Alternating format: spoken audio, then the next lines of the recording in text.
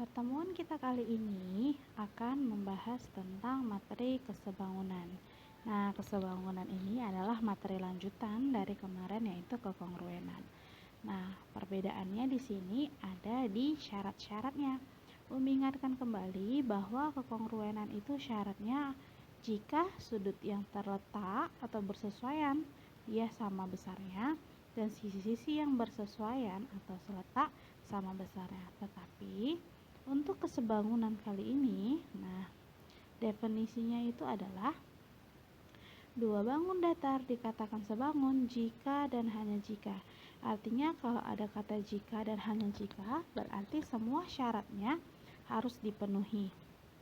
Nah, syarat yang pertama, ini sama seperti dengan kongruen, di mana sudut-sudut yang sesuaian atau seletak sama besar. Nah, perbedaannya ada di syarat yang kedua, yang isinya sisi-sisi yang bersesuaian sebanding. Nah, bedanya di sini. Kalau kongruen dia sama besar, kalau dia sebangun dia sebanding. Nah, begitu deh. Selanjutnya, Umi memberikan beberapa contoh dari bangun-bangun datar yang sebangun. Di sini ada pertama ada persegi panjang ya, persegi panjang ABCD, kemudian ada segitiga ABC, tetapi perhatikan untuk segitiganya di sini ada garis yang memotong pertengahan segitiga yaitu garis ED. Kemudian yang ketiga itu ada trapesium, serta nanti untuk tambahannya dia seperti segitiga ada garis tengah nanti di tengah trapesium. Nah, kemudian bangun-bangun yang sebangun selanjutnya itu adalah segitiga siku-siku, di mana sikunya itu ada di A. Yang mengingatkan bahwa besar sudut siku-siku itu adalah 90 derajat. Nah, oke, lanjut. Oke, kita bahas dulu untuk yang persegi panjang. Di sini ada dua persegi panjang. Yang pertama persegi panjang ABCD, yang kedua itu adalah EFG dan H. Nah, tadi syaratnya itu pertama kita mau cek masalah sudut. Katanya sudut yang bersesuaian sama besar. Artinya dari sini bisa kita tuliskan di mana sudut A itu bersesuaian dengan sudut E. Artinya kalau bersesuaian, besar sudut A sama dengan besar sudut E. Kemudian sudut B bersesuaian dengan sudut F. Artinya sudut B juga sama besarnya dengan sudut F. Selanjutnya sudut C itu sesuai dengan seletak dengan G, berarti dia besarnya juga sama. Kemudian yang terakhir sudut D dia seletak dan sesuai dengan sudut H, artinya besarnya sama. Nah, kemudian kita bahas tentang masalah sisi. Katanya sisi-sisi yang bersesuaian itu sebanding. Artinya pertama kita cari dulu ada berapa banyak perbandingannya, ada berapa pasang. Nah, sini kita bisa lihat ya bahwa AB itu bersesuaian dengan EF, kemudian CB bersesuaian dengan GF, lalu CD sesuai dengan GH, kemudian AD dengan EH. Artinya ada 4 sisi yang berpasang-pasangan yang dia bersesuaian. Nah, sekarang kita cek. Tadi kan kita mulai AB. AB itu bersesuaian dengan siapa? Dengan EF. Kemudian ini nilainya sebanding dengan sisi perpasangan yang lain, yaitu apa? BC per FG. Nah, ini juga sebanding dengan panjangnya CD per GH, dan pasangan yang lainnya lagi adalah sisi AD per EH. Nah, jadi ada 4 perbandingannya. Inilah syarat dari sebangun. Oke ya. Kemudian untuk bangun yang kedua. Bangun yang kedua itu ada segitiga. Nah, kita lihat. Pertama ada segitiga ABC dengan pertengahan garis di tengahnya garis ED. Nah, sebenarnya kalau gambar segitiga ini Umi pisah, Umi pecah, dia itu menghasilkan dua segitiga yang berbeda. Yang pertama segitiga DEC, ini yang di atas ya, yang Umi arsir. kemudian segitiga ABC, ini keseluruhannya yang besar. Nah, mereka ini adalah segitiga yang sebangun. Artinya kalau sebangun, kita mulai dari sudutnya. Sudut A itu bersesuaian dengan sudut mana? Sudut A ya. Sudut A itu bersesuaian dengan sudut D. Kemudian sudut B bersesuaian sama sudut E.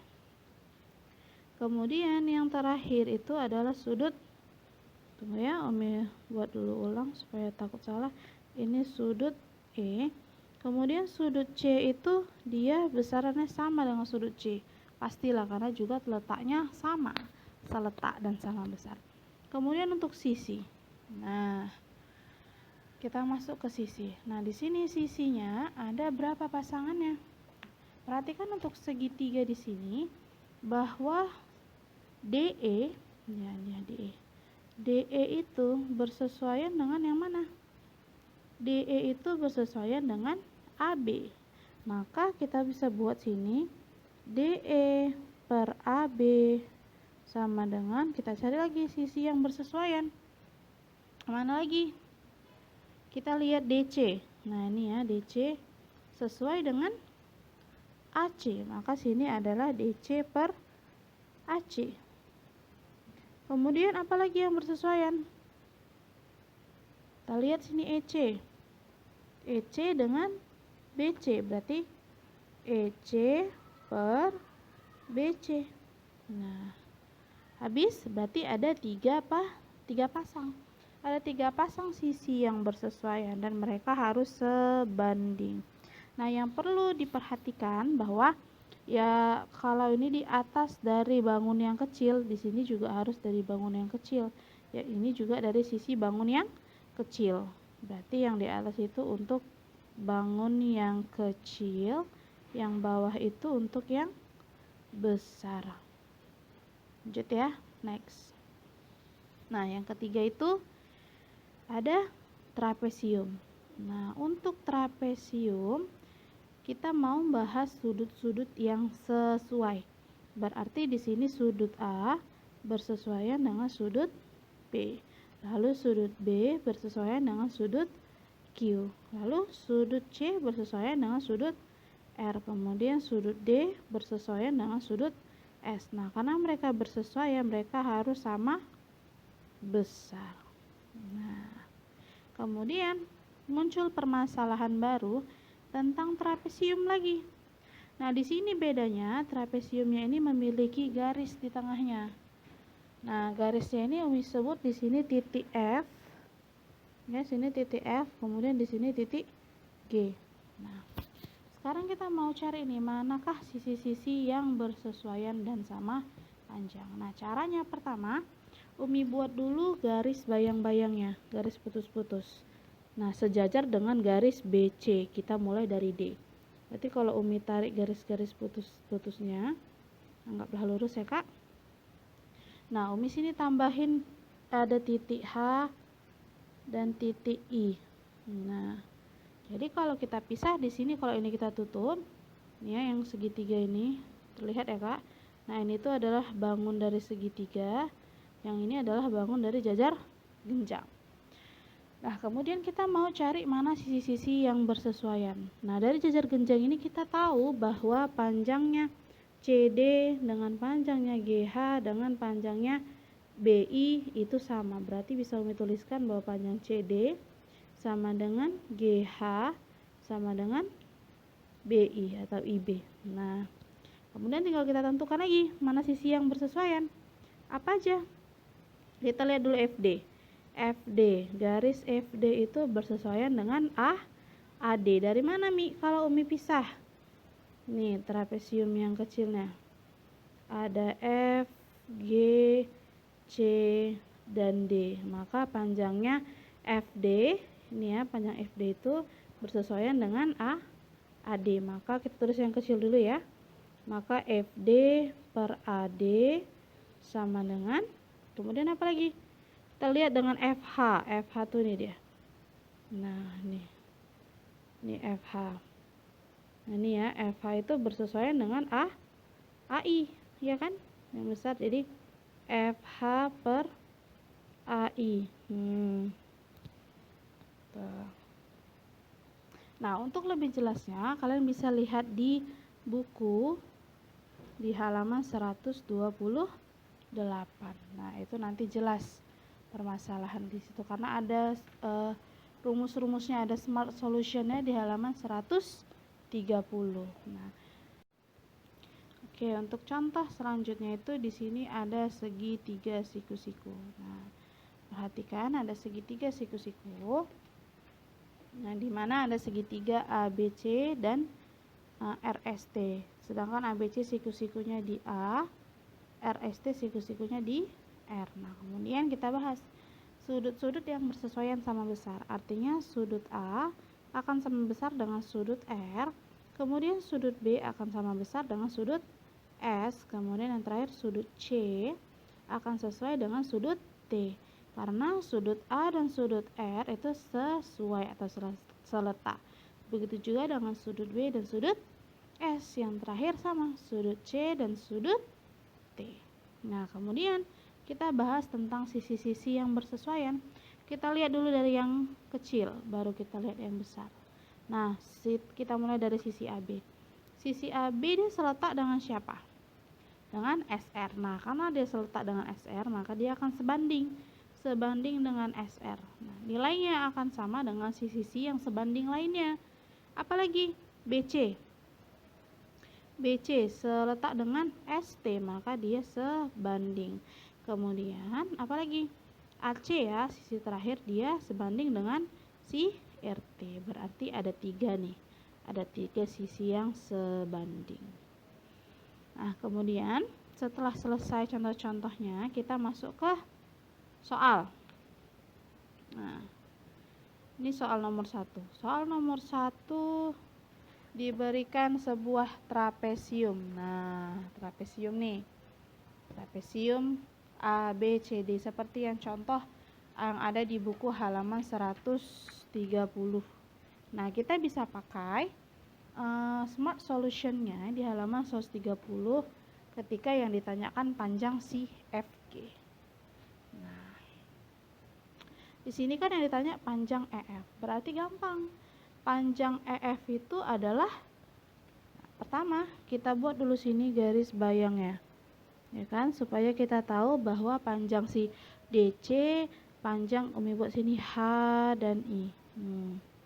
H dan I, bahwa panjangnya DC, HF dan BI itu adalah sama.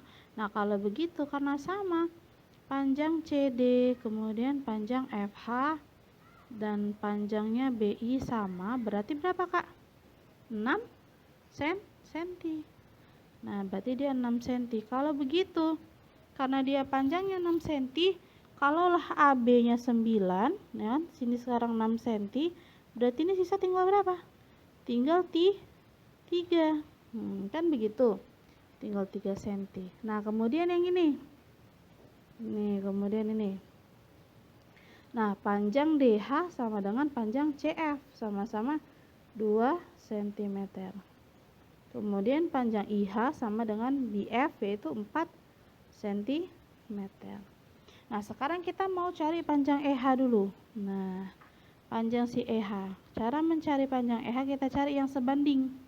Nah, si EH ini sebanding dengan siapa? Seletaknya dengan siapa EH? EH itu kan seletak dengan si AI. Jadi EH per AI itu sama dengan apa sisi yang seletak? DH dan DI. Berarti DH per DI. Maka apa jadinya? EH-nya kan X. Berarti X per AI-nya 3 sama dengan 2 per 6. Kemudian kita kali silang, maka 6X sama dengan 6. Maka X sama dengan 1. Maka panjang EH itu adalah 1 cm. Nah, kita simpan.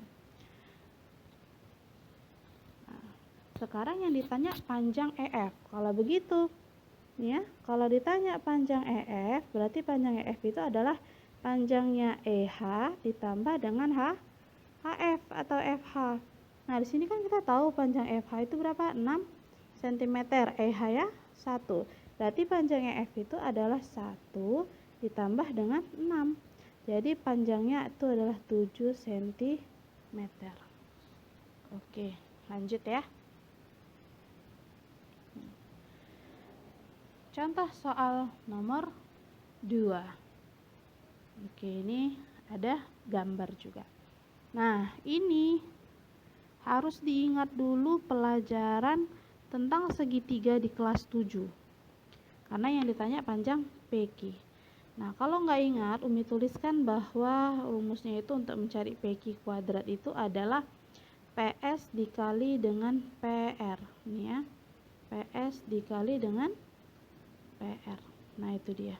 Maka panjang PQ itu adalah akar dari PS kali PR. PS-nya berapa? PS di sini adalah 3,6. PR-nya berapa? PR itu pastilah PS ditambah SR. Karena PS-nya 3,6 ditambah SR-nya 6,4, maka panjang PR sama dengan 10.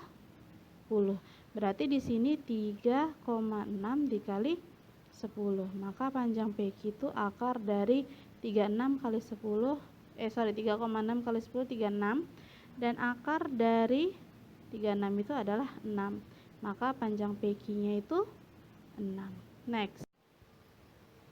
Oke, di contoh selanjutnya ini ada soal cerita. Katanya sebuah foto dengan ukuran alas 20 cm dan tinggi 30 cm. Nah, kalau Umi gambarkan ya, ini fotonya. Nah, Umi buat fotonya alasnya 20, tingginya 30. Nah, kemudian foto ini akan dipasangkan pada bingkai. Umi gambar lagi bingkainya. Nah, ini bingkainya. Nah, katanya jika lebar bingkai bagian atas, nih ya, lebar bingkai bagian atas itu apa katanya, dan bagian kiri dan kanannya yang tidak tertutup foto ada 2 cm. Artinya nih fotonya dimulai dari sini nih. Sini kanan dan kirinya. Berarti di sisa kanan sama kirinya ada masing-masing 2 cm. Sedangkan lebarnya tadi berapa? 20. Maka lebar bingkainya berapa? Lebar bingkainya itu menjadi 24. Nah, pertanyaannya, berapa tingginya? X-nya setelah tinggi bingkainya. Nah, katanya kan mereka dua sebangun, berarti kita bisa tulis mana sisi yang bersesuaian, yaitu 20 dengan 24. Jadi 20 per 24 sama dengan berapa ini? 30 ya, 30 per X. Nah, maka 20X sama dengan 30 kali 24. Maka 20X sama dengan 720. Maka X sama dengan 720 dibagi 2. Berapa Kak? 36. 36 cm nih panjang X-nya. Gitu. Jadi yang ditanya berapa lebar bingkainya? Berarti ini kan lebar semua bingkai dan foto ya. Nah, yang ditanya itu lebar bingkai yang tidak tertutup sama foto, sehingga lebarnya itu adalah lebar foto, berapa tadi lebar foto? 36 ya, foto dan bingkai, dikurangi dengan berapa? 30, yaitu panjang foto. Kemudian dikurangi dengan 2. Dari mana nih? Karena ini kan di atasnya ada sisa 2 kan? Jadi kiri, kanan, dan atas ini. Pada bagian atas, kiri, dan kanan yang tidak tertutup adalah 2 cm. Yang ditanya ini nih. Yang ditanya potongan di sini tuh berapa panjangnya gitu. Nah, jadi ini dia. Lebarnya itu 36 kurang 30, 6 kurang 2 jadi 4 cm. Jadi panjang yang di sini tuh adalah 4 cm. Nah, inilah contoh terakhir kita pada pertemuan kali ini. Nah, atas perhatian kali ini Umi ucapkan kepada kakak-kakak semua terima kasih. Semoga apa yang Umi ajarkan hari ini bermanfaat bagi kehidupan kalian.